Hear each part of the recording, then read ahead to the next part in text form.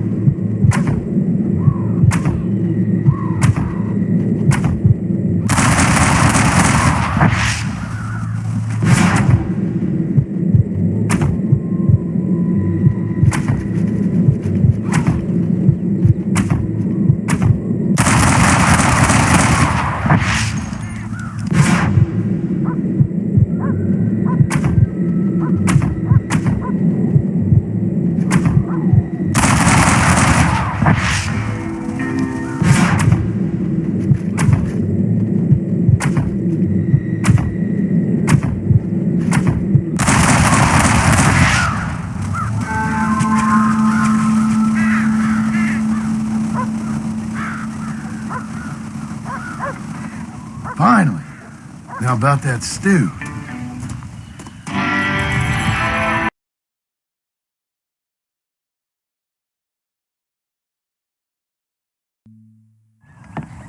John, we got a telegram from some lady friend of yours, a Bonnie something or other. Something you ain't telling me? Bonnie McFarland. She's a friend. Saved my life when I went after Bill and nearly got myself killed again. Oh, and now you two's in the habit of sending each other letters. How very nice. It weren't nothing like that. What's it say? I don't know. I can't... Well, you know I can't read. Give it here. You read that thing out loud. I ain't hiding nothing. Dear Mr. Marston, stop. Need corn sacks. Stop. Emergency. Stop. Weevils and moths ate entire county supply. Stop. Can you help?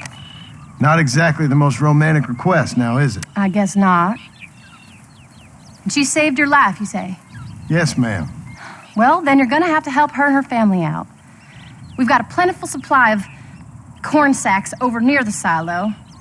About the one thing Uncle didn't manage to have stolen while we was gone. Okay. Hurry back, John. And John, what's she like? You know. A little bit like you, I guess. She's a woman in a man's world.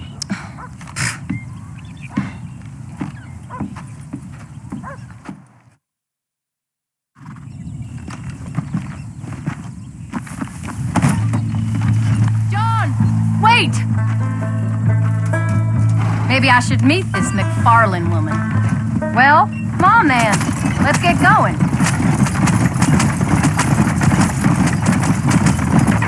I don't think I can let you go off again without me. Fair enough. I'm glad of the company. You only had to ask.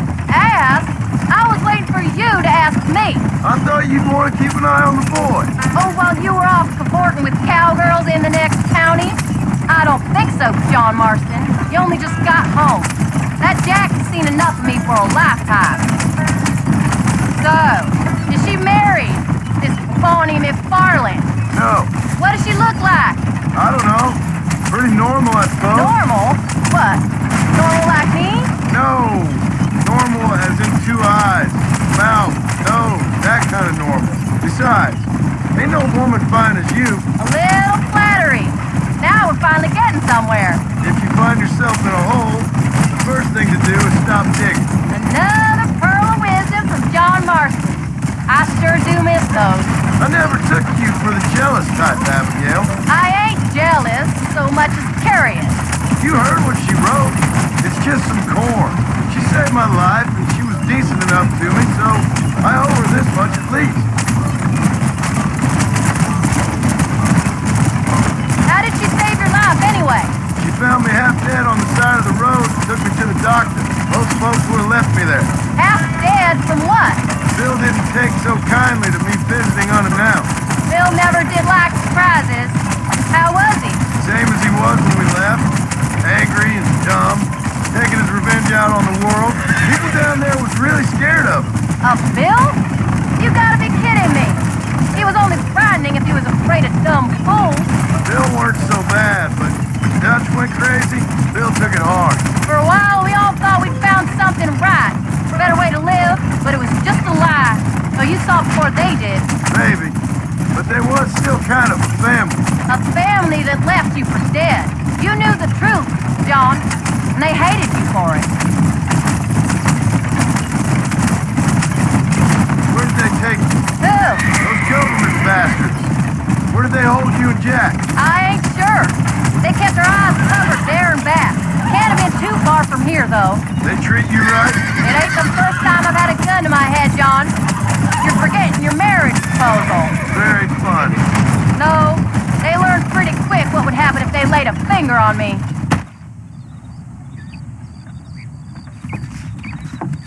You came. Thank you so much. We lost the entire harvest. Miss McFarlane, I'd like you to meet my wife, Abigail. Oh, ain't you quite the gentleman all of a sudden? It's a pleasure to meet you, Mrs. Marston. Likewise. Thank you for saving my husband's life, and for teaching the miserable goats manners, among other things. I didn't teach him anything. I know better than to try to change a man. You should meet my father. Oh, people can change, Miss McFarlane. John and I have to believe that more than anybody. This is a decent first harvest for you, John. You should be proud. That's good land you got there. How are you feeling, Mrs. Marston? From what your husband told me, it must have been awful for you. I've been through worse, and I knew he'd be back before too long. He can't cook a meal to save his life. Abigail, in my darkest hours, when I was most homesick, just the thought of one of your rat meat stews kept me pushing forward. Well, about as amusing as a weeping saddle sore, ain't he, Miss McFarlane? If you're gonna start yammering about women's work, John, I'd say you might be in the wrong company. I'd say so, too. I never felt so outnumbered.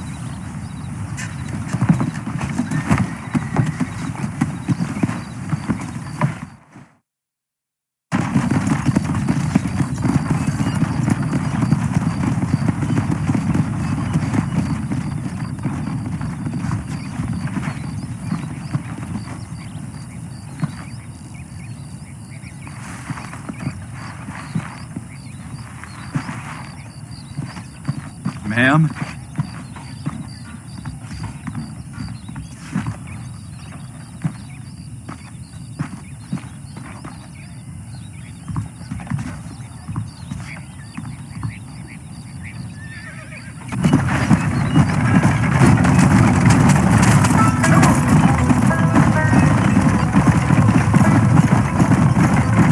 So that was the famous Bonnie.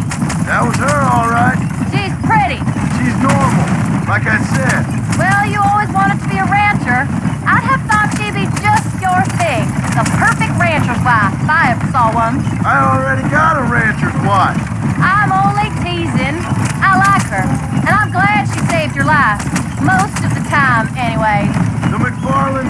people.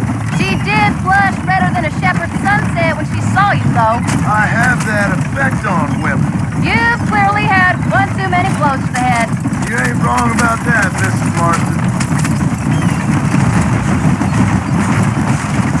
That's quite a ranch they got there. That'll be us someday. As soon as we get back on our feet. I don't know, John. How many times can we start again? An outlaw and a working girl. We ain't exactly farmers. We are now. Forget that life. It's over. Do you really believe that? We have to. It's the only way we'll ever have a future. The life we led, that doesn't go away. It's never over. You think those government men are just gonna leave us alone now? The old gang's dead. I did what they asked. And that's it? A life of crime forgiven? And they were. Maybe we can't change. But we gotta try, for Jack's sake. Even if we have to start again 100 times. It's better than going back to what we were. How's Jack doing? Angry, upset. He's been through a lot. I hope he's gonna be alright. It's gonna take time. For a while, his world was safe. Normal, even. Then it got turned upside down again. You ain't saying much about it. I've tried to talk to him, but how do you explain any of this? What do you say when he asks about Uncle Bill and Uncle Gus? They were family when he was a little boy. He hides away in those books of his. Wouldn't you? It ain't like the real world's done him many favors. He's just been kidnapped. He grew up with the gang. That's no life for a boy. We did our best to protect him. Come on, John. He saw things no boy should see. Well, now we got a chance to make it right.